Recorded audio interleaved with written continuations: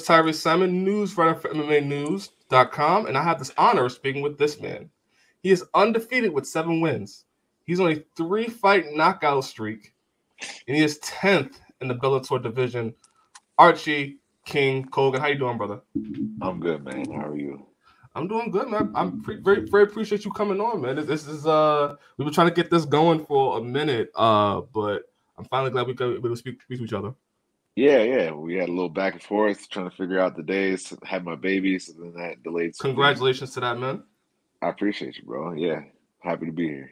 Boy or girl? Boy. Boy, Another nice, boy. nice, Yeah, two nice, boys. nice. 2 boys. Yeah. How you feeling? You know, this is still fresh to you, right? Yeah. He was born, like 10 days ago. Right. But he's been good, man. He sleeps well. So luckily I'm getting my sleep, so I can't complain.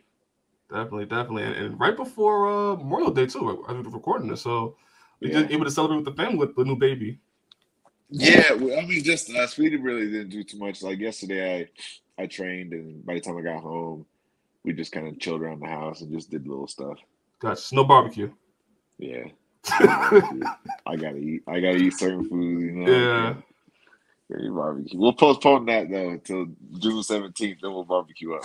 There you go. Well, speaking of June 17th, we're here to talk about your upcoming fight, but I kind of want to get into you a little bit more. How'd you get into MMA? Man, I've always been a big fan of MMA. I was always watching it growing up, and boxing, and wrestling too, obviously, because I was a wrestler. But I was always a fan of MMA. And then, through the high school years and college years, just continued to being a fan. I would say a little bit more in college. I fell off a little bit. I wasn't really watching MMA like I used to. I like back in the day, I wouldn't miss a single event. In college, I was just so busy with wrestling and trying to figure out like school and stuff that, I kind of fell off with it a little bit. And I just made like the big events. I would just watch those ones. Right. And then when I was a kid, I jokingly thought I'd fight, but as I got older, definitely didn't think that was going to be a thing. And then I graduated, started working a normal 9-to-5 job. I thought I was done being an athlete, Right. and I just wasn't. And ran into the right people at the right time, and we just ran with it. Well, it's crazy because, like, I went through a rabbit hole just like preparing for this interview and doing research, and I went through all your like wrestling accolades going from even high school.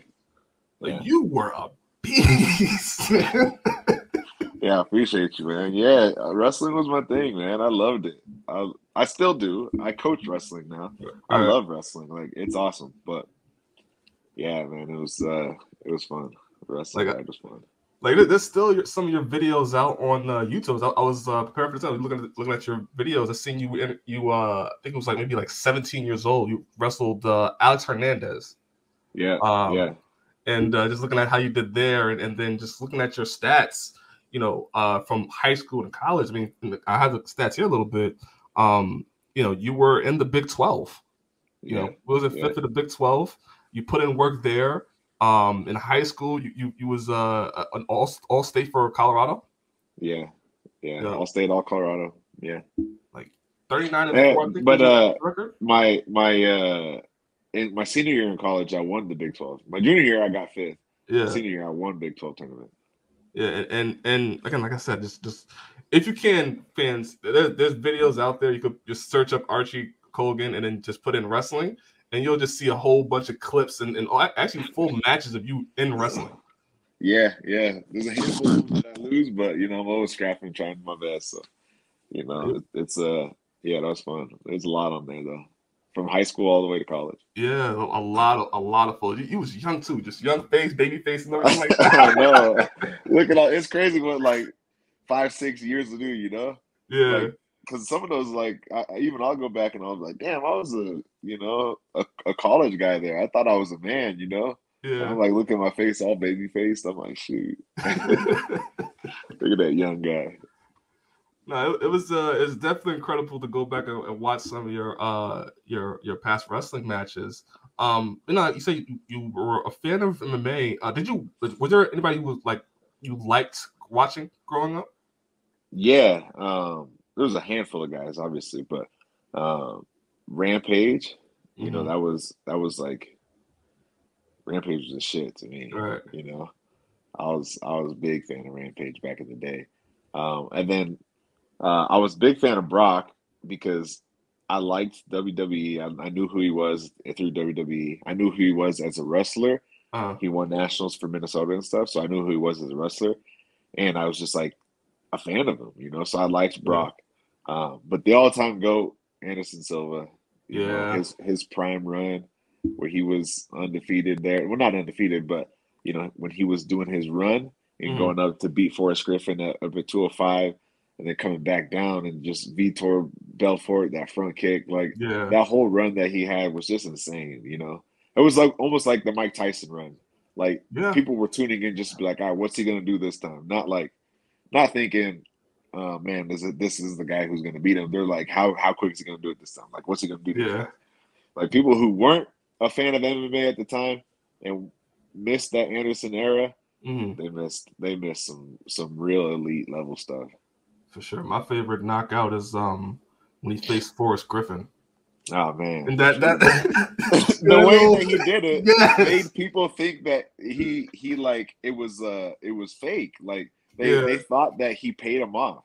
I remember people talking so serious that no, you know, some Forrest Griffin through that fight. And then when you watch it back, you kind of understand fighting a little bit, like the Right. way that Forrest Griffin's coming in so hard and he just Oh, he was backstepped trying. him. He was Yeah, trying. he was trying, but like at the time, people were like, "No, no way." He was just, I was like, "Bro, he's just that good." Yeah. Yeah. One of the greatest of all time for sure. And Yeah, you know, you're on your way to be one of the greatest of all time as well in Bellator. appreciate you. Let me ask you this, because what I found interesting, you know, looking at your career a little bit, and one, you're still very early in your career, one, but like when you started, right? So like you started amateurs, I believe, right during the pandemic, like 2019 going into 2020, Yeah. and then your pro career you started in 2021, but still in the pandemic. Like, how is that like? Kind of when the world is kind of shutting down and you have regulations and stuff like that, you're trying to start your MMA career. Yeah. So like, yeah, so everything really closed down. I guess that would have been like March of 2020, right? Mm-hmm. I think that's when so like if you go back and look, my second amateur fight was like it was a leap year. So it was February 29th Mm-hmm. of and literally probably that would had to have been a Saturday. And then that following week, Right. Colorado shut down. Yeah. So I got a fight. I got one fight in before everything shut down. It shut down. And then I had another fight like mid COVID, which was in July 2020, up in Wyoming because they're a little reckless up there. They don't really give a shit. They opened it up for us. We went up there and got a little scrap in. Um, and then we turned pro, and yeah, man, it was just like my first few fights was just LFA, Right. and they would only allow you and one other person. Like they wouldn't allow anybody else to come. You got to take Mm. the COVID test. But it was just like to me at the time, it was just like what everybody was doing. So I didn't even think about it in any other way, you know, because I never fought on LFA before COVID, Right. so that was just my normal, you know, just like all right, cool, I got to show up, I got to take a COVID test, I got to pass COVID test. Just me and one coach can come, and you know, it was cool anyway. So like, I think if somebody had been a really experienced person, it might have been Right. different for them, but for me, that was just like the norm. You know, you Mm. just got to show up, you got to pass the COVID test, you're gonna fight. There's not gonna be anybody in the place. You're gonna beat somebody up. You're gonna go home, and that's just what it is. And I could see how it'd be really weird if you're used to like the big events, you know, Mm-hmm. three cornermen, no COVID tests, you know, all these other things like going to the hotel you want and then just going out to go eat wherever you want. You Right. know, like you had to stay locked down, like all of that. It was just normal to me. So I could see how it could be a big switch, but you know, I just stayed the course and was like, cool, I'm coming here to fight. I'm not coming here for, you know, anything else. I'm just coming here for a quick business trip and leave. Which is crazy, right? Because like you have that attitude about like is business is business. You're coming into it fresh, so like you're just seeing how things are taken out of this. But like for somebody that is just obviously looked at MMA before and seen people careers start from, you know, whether it be in a small circuit or, you know, with, you know, big fans and everything like that. The timing when you did it is really special. And I think people won't have that perspective of like when you did do it. You know what I'm saying? Because like there were certain restrictions that maybe other fighters didn't have to deal with when they first started, but you had to have those kind of restrictions. Yeah, yeah, for sure. I didn't mind it, like the one coach thing, because me and my head coach were super close anyway. So it was just me and him out there and just shared a room. And you know, we still share a room even though there's two other coaches. Like it's still just me and him would share. So like I don't mind that part at all, but like some people I'm sure it threw some people off, you know, it threw them for a loop. Sure. I wasn't some big anti-COVID tester or anything, so Right. you know, or masker, like I don't really care. It's not my biggest opinion. I don't really want to wear a mask, but Right. like I wasn't trying to throw a fit or nothing. So some people you could just tell were like they're just angry about everything, so they just want to be mad. Like it's just what it is. That's what that position. Like I wanted to fight. I want to Right. fight. That's it. That's point blank. And the promotion that I'm trying to fight for said I had to do this, this, this, and this. So cool, I did it. Let me go fight, and then I'll go home and go live the rest of my life the way that I choose to. You know, and that attitude brought you to, you know, where you are now. You know, you went to LFA. I believe you had a win over your first fight was March 19th, 2021, against Andrew Colborn. Yeah. You finished him. And Yeah. it's funny to look at that fight and then look at where you are now. We just continue to be consistent in finishing these guys. Yeah, that was crazy because that fight, I was probably the most nervous out of any fight that I've ever had. And it wasn't the opponent. I just like, I don't know. I was just nervous because it was probably my pro debut, and I was just like nervous to get out there and like let free and be that person. So I ended up getting the third round finish. But honestly, like for a while, even like probably mid-second round, I was like, damn, I might just ride this out for the win. And then like later on in the third, I was like, no, you can finish this guy. And then I finished him. Right. And ever since then, I've just been on a finishing spree. But well, even before then, my amateur career too. But for sure, that one fight was just weird, like a mental lapse for me. Like I just remember thinking like, man, you know, don't get in trouble, don't get caught, don't do this, and man, I've let that go for sure. It's crazy because like you say you were nervous in that fight. I couldn't tell. You know what I mean? Like I couldn't tell. You seemed like it was business as usual. Yeah, I know. Like even when I go back and I watch it, I'm like, like I don't look like it, but the feelings were there. I remember specifically being on top, like, we can't let him up. We can't let him. We can't let him up. Oh shoot, that's funny.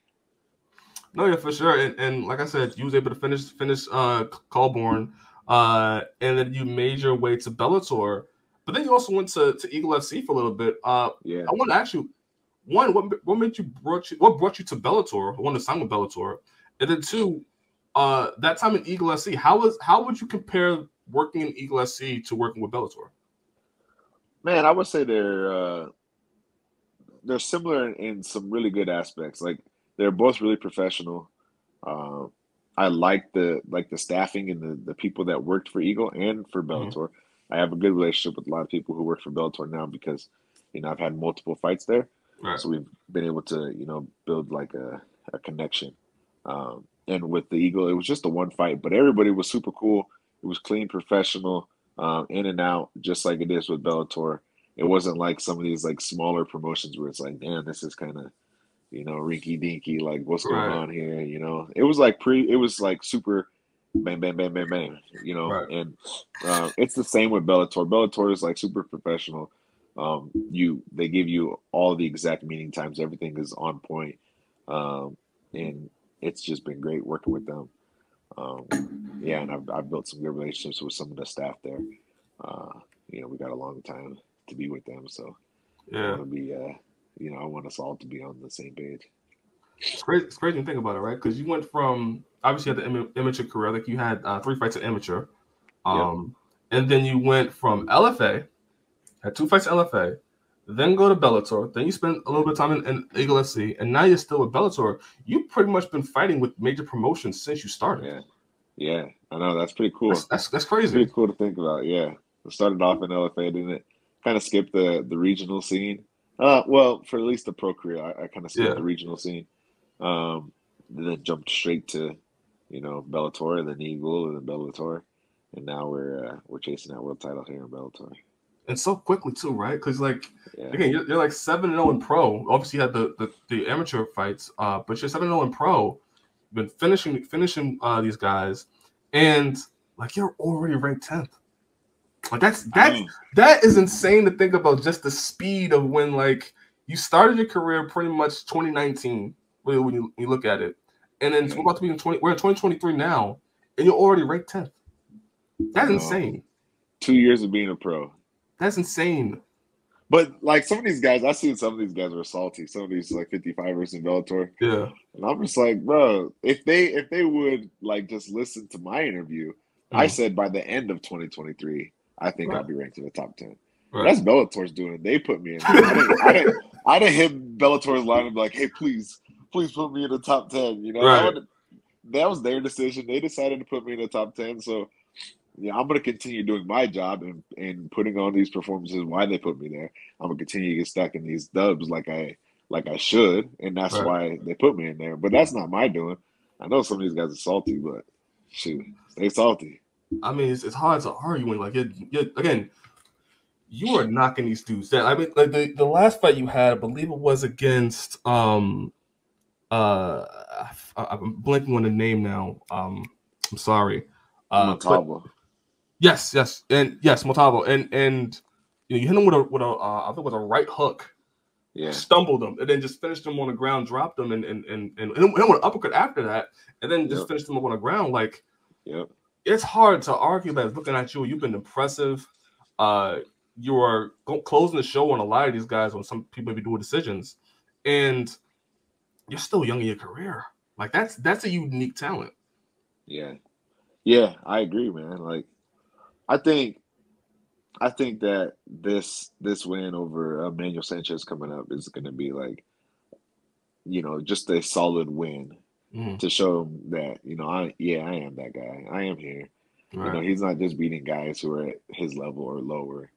Like, yeah, he's able to finish the guys who are world title challengers. The guys that he's able to finish guys that, haven't been finished. I think Emmanuel Sanchez has only been finished one time by guillotine. Right. By Patricio Pitbull, who's one of the greatest of all time in MMA. Right. What are they going to say when Archie Colgan finishes him? And that's the thing, right? So again, I don't know. We'll see. Again, on Bellator 297 and on June 16th, you'll be facing Emmanuel Sanchez, who I think is probably on paper one of your biggest matchups to date. Sure. Former title challenger, and I think in both weight classes, featherweight and lightweight.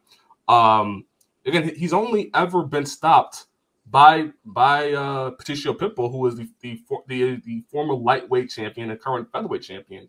Yeah. If you would go in there and knock him out or finish him, that's a huge statement. Nobody else can really say they knocked out Emmanuel Sanchez. Nobody. Only one person said they submitted him, and that's one of the greatest of all time in Bellator. Yeah. That's true, man. And I plan on being the second guy to finish it. Maybe it's by submission. But we'll see. But I plan on finishing him. I don't plan on going out there and making some crazy war. Right. But I'm willing to do that. Like I'm down to bang. And if we gotta fight for 15 minutes and get dirty and grapple and come back up and get super tired and fatigued, that's just what it is. But I'm also willing to stop him, and I think I'm going to. Again, you can't really understate just the fact that again you're 7-0, ranked 10th in the Bellator division, and you're about to face Emmanuel Sanchez, a former title challenger in 2 weight classes. He's fought the best of the best. Has only been stopped once by Patricio Pitbull, and you have the chance to be the second guy to finish him in 8 fights. That is insane. And I think people really need to understand the level of talent we're talking about here when we're talking about Archie Colgan. Somebody that is making a statement very quickly in their career. Yeah, I am. I've just had some good people to tell me that, if you want to get paid the most, you finish fights. People who finish fights get paid more. That's just the truth. Obviously, you got to win. Like if you're the champion of the world and you're just getting wins versus, the guy who's ranked 30th where you're finishing fights, obviously you're not going to get paid what the champion is. But if you Right. could be the champion and you're finishing fights, you're gonna get paid. I'm trying to do both. No, for sure. And I seen that you I seen a video of you and Justin Gaethje together. Are you guys training together for this, like during this time? Oh yeah, yeah. Well, he's one of my main training partners. He's actually the guy who told me that to get finishes and do that kind of stuff. You know, once you said that, I was like, that's not Justin Gaethje was something to say. Yeah, he said, "Come on, man, that's a Justin Gaethje quote right there." Yeah, no, yeah, we train. He's one of my main training partners. We train all the time together. He's the man. He's got that big fight coming up. So right after my fight, I'll take a little bit of downtime and I'll try and get back in there. Obviously, I'm not a southpaw like Dustin, but Right. but I'll give him all the work that he needs from me, and I'll help. That is crazy, right? When like your training partner is preparing for you're preparing for a big fight, and then your training partner is preparing for a big fight. Just that camaraderie, I would think, would just be there, just like you all training for one big goal, and that's to be one of the best in the world. Yeah, yeah, yeah. I want to, I'll be a few years behind him, and when he's removed, then I'll fill his spot right into, the next best thing that the lightweight division in any organization can offer.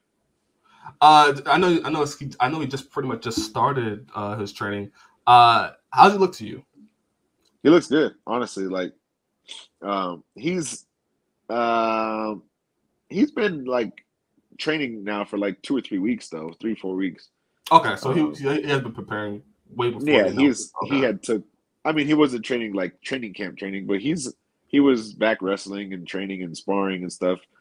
Probably 2 or 3 weeks before they announced that they had the fight. He probably took like 2-ish 3 weeks off after his fight, and he's like been right back to it, pretty consistent since. So that wasn't like as soon as he got the notice, then he started training. Like he had been training pretty consistent. He's on point. Yeah, gotcha. I know. We see Justin Gaethje in the octagon in the UFC. You say you may be training together or training together now. I know you guys say, listen, man, chill out. We gotta make it to our next fight. You know what I'm saying? Hey, I gotta tell him, come on, man. Hey, listen, man. I got a big fight myself, man. Relax a little bit. Come on, big man. Nah, man, he's a good training partner. He takes care of his people. In exchange, obviously, you got to take care of him too. For sure. I'm glad. You guys are training together well, and like I said, you have big goals. He has big goals, but then what you're about to do is pretty incredible. If you pull off a knockout or a submission, that's as incredible to do. Yeah, I feel fully prepared to do either. I really do. So my question was going to be like, what should fans expect from you on June 16th when you face Emmanuel Sanchez? But it seems like you're pretty much looking either way, either a submission or a knockout. I mean, I'm not going to be hunting it, but like just the way that I fight and I'm going to bring it is I'm going to be explosive. I'm going to be strong. I'm going to be smart. I'm going to be calculated. Like in all those positions, like all the small little grappling exchanges, like I'm going to be smart and calculated. And we're on our feet. Like I'm going to be an explosive, composed individual. And if a hole presents itself, I'm going to take it. And usually with the kind of explosiveness and power and youth that I have that I bring to it, if I find that moment, right, I believe that I will get the finish. And then on top in the grappling, if I stay calculated and I stay composed and I continue to chip away, I think eventually something will bring itself to the surface and I'll be able to find some sort of finish. So I'm not saying that I'm going out there and I'm gonna be like, hey, expect this madman to go out there and go reckless and try to get the finish. Like that's not going to happen 100%. But in my approach of chipping away and finding opportunities, I believe I'll find a finish. By the way, I know your camera's kind of showing a little bit. He has amazing artwork up above him. You see that? Look at that. Look at that right there. Got the Hulk. Got the Hulk and Punisher. Classic. Yeah. Which one? Which way is this? You're showing the Hulk. Yeah, right there. Yeah. There's the other Hulk. Yeah. There's the Punisher and the Hulk. I got the other Hulks over here. Yeah. You got the Red Hulk. Which was crazy. We talked before this a little bit. I did not know you was a Hulk fan. Yeah, man. I've always been a Hulk fan. Like the whole alter ego thing of the Hulk, um, has always been like one of the things that I like the most. Like Mm, obviously Superman and world for world thing, Superman's mm, probably stronger and a better superhero to be. yeah. But something about it to me, like of Hulk transforming from a person into that beast, like I Right. like that better. So if you had to ask me which superpower would you rather have, for that part alone, I would rather be the Hulk. Like I Mm, just like going from this normal guy turning into this beast, mm. right? To an uncontrollable beast. Um, yeah, and just being like reckless abandonment to everything. He doesn't know, he can't control himself anymore. He just becomes this beast. Completely different being, too. Right. Like Superman is still the same person. He just put a little Just swoosh in put his yeah, hair. little glasses on and everything like He just take glasses off. He put a little swoosh that. in his hair. He's the That same is so again. weird, right? Like, how do you Yeah, like? He just takes his glasses off and he's a whole different person. Like, how do you not yeah. look at it like, yo, Colgan, that you? bro, you had to go get back to accounting. What you doing? I'm not trying to save the world right now, bro. I need that accountant work, man. No, like Hulk is completely different, and it's just dope. Like I've always loved the alter ego thing, and yeah, it's just dope. I love Hulk. I have to ask you, have you enjoyed the Hulk in the Marvel Cinematic Universe that we've seen in the movies? Altogether, no. Yeah, I'm about to It say. goes with it's gone in waves. Like at first, the first Avengers. Okay, so the 2008 Hulk with Yeah, Edward Norton. yeah, That shit was dope. yes, That one was on point. He got beat up a little bit, but he never quit. He kept coming back. He kept coming back. Finally beat Abomination. Perfect. They made him super shredded and dark and like just yeah, aggressive, looking real mean. It was perfect. Um, then going to like what is that, 2012 when they did the Avengers. I yeah, didn't like how they made him like a gorilla. He was like crawling on his hands and his yeah. on his knuckles like almost like a gorilla does. And I was like, eh. But he was a savage in that movie, so I was like, okay, that's kind of cool. He did the one punch thing. Yeah, the That was Loki thing cool. where you did the thing over. Yeah, Yeah, I mean, yeah. So I was like, that's cool. Like that part of it was cool, but I didn't like some of the other parts. And then the Thor Ragnarok was pretty dope, I thought. yeah. Like he was talking a little bit. He was still really ruthless and a savage. And then definitely the way they did him in Infinity War. Come Boy, on, come he on, thought bro. he was the shit, and He then thought he got karate chops. I was like, come on. And then he was scared the rest of the movie to come out. I was oh like, come yes, yeah, I forgot on, about that. bro. Yeah. Yeah, man, that one was a letdown. All right, listen. Hopefully they'll do a Hulk movie. I think they're gonna do World War Hulk or something like that. Yeah, that would be dope. That would be awesome. Yeah, That would be awesome. hopefully, Um, hopefully. but yeah, I'm glad we get to bond a little bit over the Hulk. Talk about Yeah, some me Marvel too, stuff a little man. bit. Me too. I'm gonna have to reach out once they drop that movie day. I'm gonna be like, "Hey, my guy, let's do it." uh, but getting back to your fight for a second, after you get a win over Emmanuel Sanchez, when you get a win over Emmanuel Sanchez, huge, right? The Yeah, one thing I kind of look at though when looking at your fight is with the win with Emmanuel Sanchez, you would think, okay, now we get to move up in the rankings and fight somebody in the top 10 or within the top 10. But right now they have the Bellator Grand Prix happening, and as fans, I think we kind of enjoy and we love it because we get to see we know what fights are getting announced, we know everything's happening. But for you, you're somebody that's in the top 10 that is ranked, that is doing big things, but you have to kind of wait until that concludes in order for you to go chase the title. yeah, that's What? fine. Yeah. I'm on track for timing with that, anyways. Okay. I don't expect my next fight to be for the title, or in two fights to be for the title. So, Mm. I'm on track for this thing needs to get finished. It'll be a year from now before that tournament's all finished and finalized and the champion's done and ready to fight again. I'll have had 3, 4 fights. I'm not in a rush like, by the end of 23, I want to be title contention. Like, nah, Right. man, I'm gonna go bang off another 3, 4 wins. We'll see where we stand then. If I need another 2 more, cool. But like, I'm not in any rush at the moment.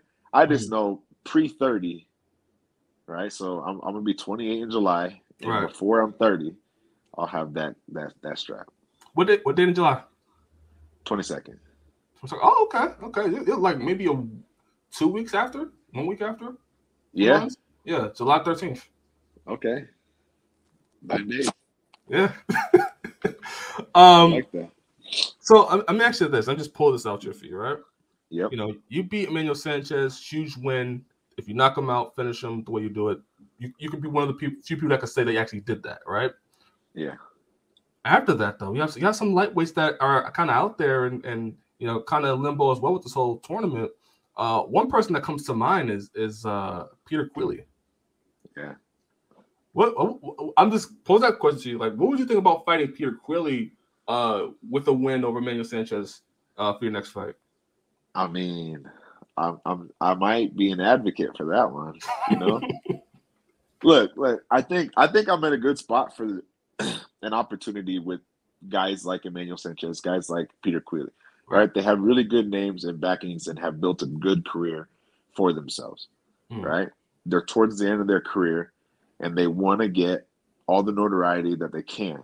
Right? They probably, on paper, they probably look at me and say, "Damn, this guy's 7-0, 6 finishes. Damn, this guy's hot right now." Like, that's not my ideal matchup, but Bellator put him in the top 10. So if I can beat him, then I can be number 10. You know, so there's some win for them. Yeah. You know, it's not just like, hey, you got to fight this 8-0 guy, 7-0 guy who's, you know, he's just there. You know, that's a lot of risk, no reward. Now they're like, oh, shit, I get this dub over him. I'm back in the top 10. I'm making myself back up. So with this win over Emmanuel, you know, if Bellator wants me to cross the pond, and I know they haven't put a date up for Mr. Queally in September, and I know they probably want him on that Dublin card in September. So I love Dublin. Yeah, I'll you know, make a little trip over there. I'd cross the pond. You know? It's a little hop and a skip. I'll be there. maybe you'd be a headline. Ooh. Maybe you'd be a headline. You know what I'm saying? Oh, they got that world title fight, so. But they wouldn't put Peter Queally on the undercard. No, he would have to be, if he's not headlining on the card, he'll probably be the co-main event for being running. Yeah, could be. He's got those epic walkouts. People love him there. Yeah, and go in there. He'd be the B side, and they make him walk out second probably because the crowd. Yeah. Shoot, all right. And you just go in there, handle business. Yeah. All right, now what's next? You know what I mean? I said, what's the local pub? Give me the best pub.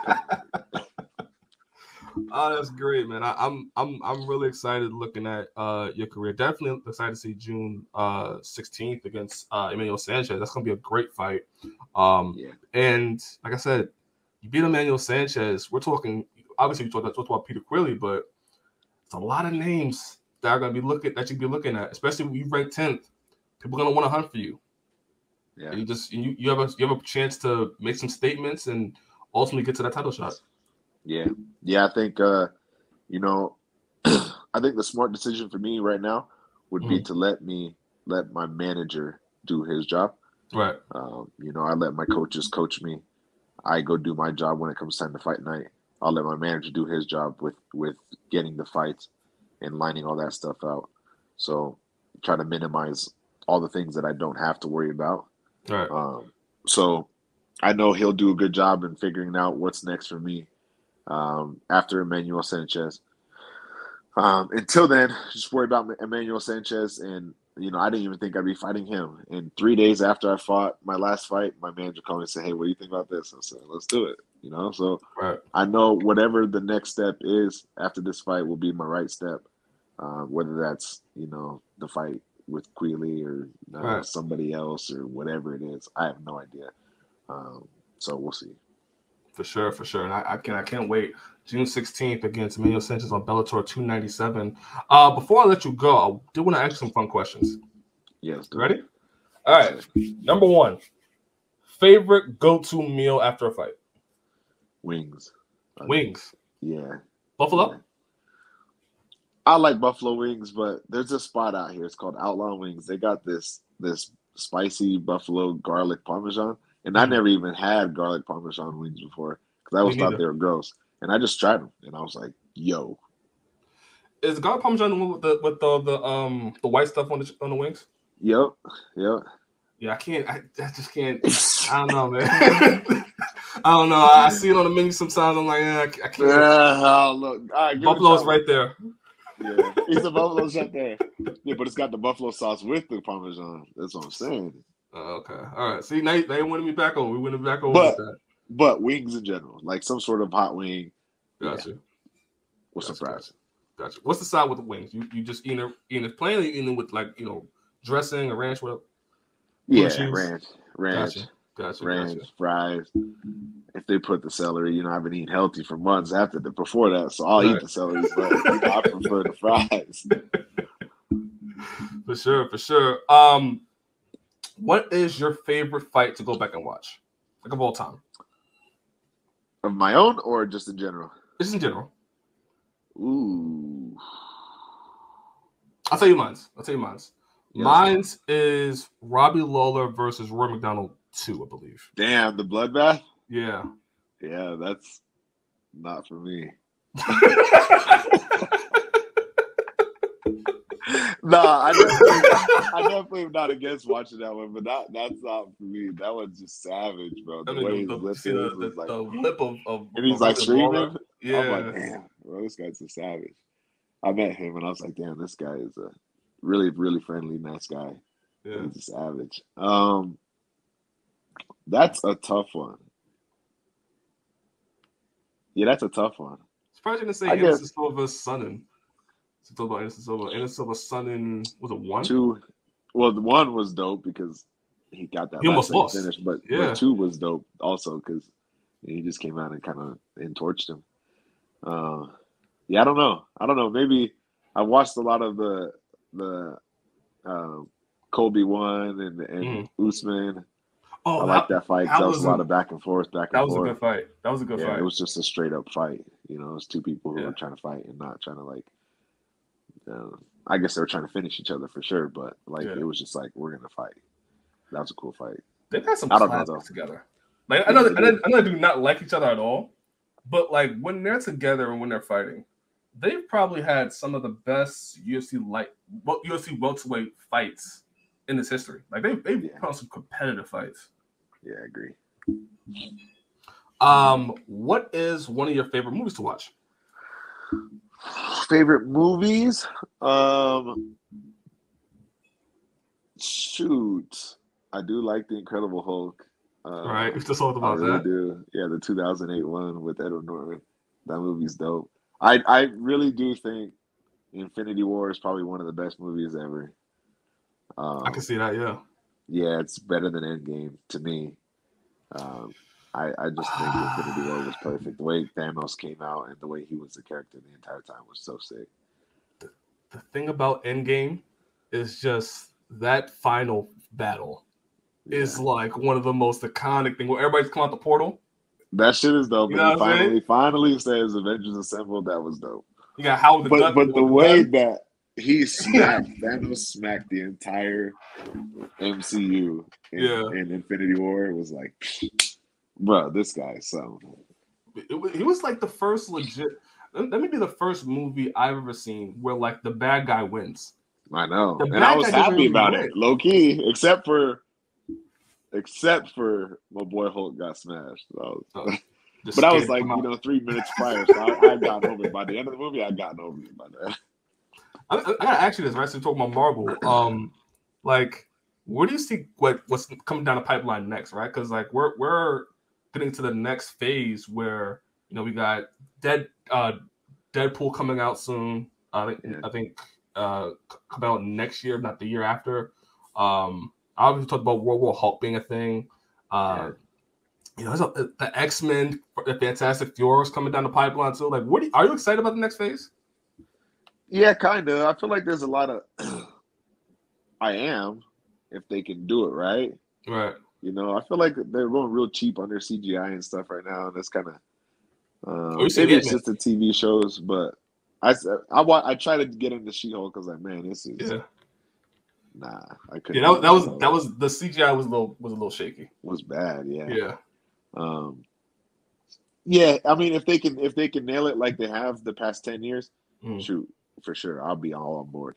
But if they start to go like, I don't know, a little different route with too much comedy and stuff, like they started going that route a little bit towards the end of this past one, but I was so bought in that I just was bought in, Yeah. But if they go a little bit too much more comedy, it's like, I don't know. There got to be some. Well, I think it's They're partly going to war. Like, they're yeah. fighting. Like, it got to be a little serious. I think part of that is Ragnarok. I think the success of Ragnarok really like, okay, now we can just add more comedy to this, and I agree. You know what I mean? I agree. Ever since that, I mean, Guardians of the Galaxy had its own lane, but like I felt like after Ragnarok, everybody was like, we can do comedy too. True. People ate up Funny Hulk. Okay. Oh, they love Funny Thor. Let's do that.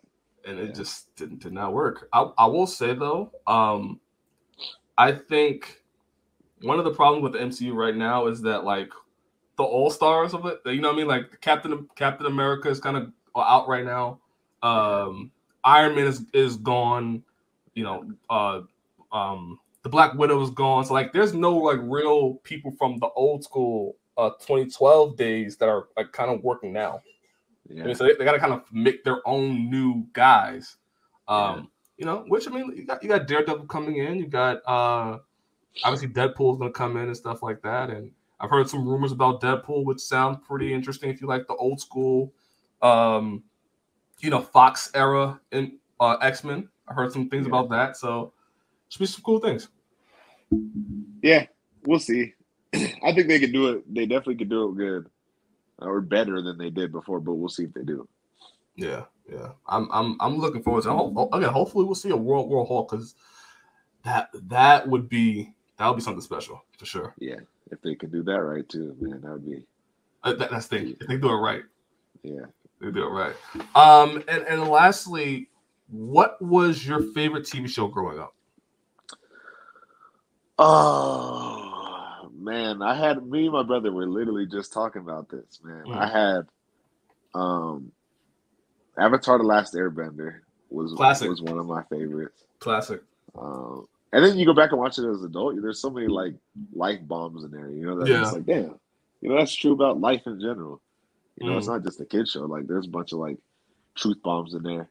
SpongeBob, bro. SpongeBob used to kill me when I was a kid. I loved it. I was literally just quoting a SpongeBob thing the other day. My wife was sitting there and we were watching something on TV, and I was like, "Man, this guy stinks." And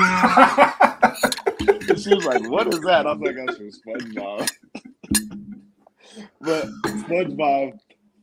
Probably altogether SpongeBob, but I liked a bunch of shows like Codename Kid Next Door. Oh, classic! Love that show. Classic. Was dope. The Jackie Chan show. Underrated classic. Underrated. A lot of people don't know. Static Shock. That one was dope. Just a handful of shows, honestly. But I would say probably the one that comes the most is either Avatar or SpongeBob. What's crazy? I just seen the funny thing about SpongeBob is like after all these years, there's still memes coming out of SpongeBob. I know. So like I saw one where like I don't know if you remember the episode where like the dude comes into the restaurant and says, "Rub them those fryers, boys. I'm ready to eat." And the crab grabs his hat and chucks. I know. I just started seeing that one. Just started circling around. Gosh. Where did that one come from? Like, had it like. All these new things are like, or like the one where SpongeBob is looking all funny, and it's when somebody says something, you're like, "Oh, is he really like that?" He's like, "Bro, you should go do this. You should go do it." Like that one. I'm like, that one cracked me up, bro. No, hilarious. SpongeBob is very classic, man. A lot of timeless memes that come out of that. So, look, they're coming. I actually like SpongeBob too. I actually grew up watching SpongeBob, and it was one of my favorites as well. So, there we go. Yeah. Let's go. Yeah. Well, man, thank you so much for coming on. I greatly appreciate it. Before I let you go, any sponsors you want to shout out? Yeah, of course. I got Alpha Country Training Nutrition. That's a supplement company that I am sponsored and partnered with. They're a great company. The guy really takes a lot of care of his supplements. Check them out. Red Light Therapy. It's is it in here? Must be downstairs. But I have it's a red light therapy that's just, you can take it with you on the go. Then you just strap it onto whatever part's sore, aching, or whatever it is. It's a great recovery tool for anybody, really, but especially for athletes. Wow. Then My Fit Foods. They've been fueling me this entire camp. This is a new camp. I have nutritionists with them. But they just do really healthy foods. They've been really fueling me and keeping me on point this camp. I'm lower now at this point than I ever been for any camp. Nice. And I still feel a lot of energy and strength. So I'm excited to see how that transforms into fight night. And then there's a handful of other sponsors that are just like local guys, and I appreciate them. Endurance Roofing, Hummingbird, people like that. I'm forgetting a couple, but shout out to the local guys too. They give them some love as well. But man, I gotta say, I appreciate you giving me time. I know you're in training mode. You just had a baby, and you gave me my time today. I definitely appreciate you, man. Yes, sir, man. I appreciate you. It was a good time. We had some good laughs. I look forward to jumping on here again sometime. It was fun. Signing off. My name is Tyriece Simon here with Archie Colgan. We'll be fighting on Bellator 297 against Emmanuel Sanchez, June 16th. Check it out, everybody. Have a nice day, guys.